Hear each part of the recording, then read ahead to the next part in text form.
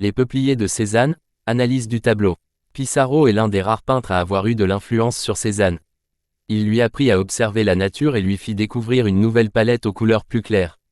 Cézanne garda toujours de l'affection et de l'admiration pour cet aîné attentif et sensible à son travail. Joachim Gasquet rapporte d'ailleurs dans son livre Paul Cézanne ces propos de Cézanne: quant au vieux Pissarro, ce fut un père pour moi. C'était un homme à consulter, et quelque chose comme le bon Dieu. Ce paysage peint par Cézanne l'avait déjà été par Pissarro qui, 5 ans plus tard, le fit découvrir à son ami. Ce site serait le côté extérieur du parc du château de Marcouville, près de Pontoise, dans le hameau des Pâtisses.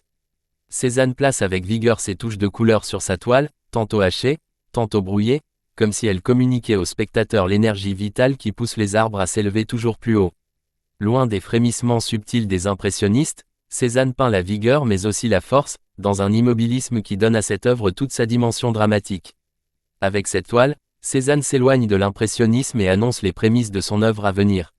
Ces peupliers alignés en bordure du parc de château de Marcouville appartiennent à une série de paysages, quasi monochromes, réalisés par Cézanne dans les environs de Paris.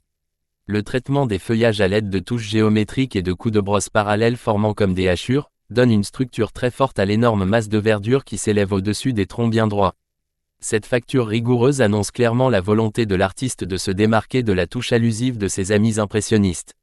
La subtilité de ce paysage consiste à faire sentir la forme et le volume des arbres sans avoir recours à un traitement réaliste des éléments.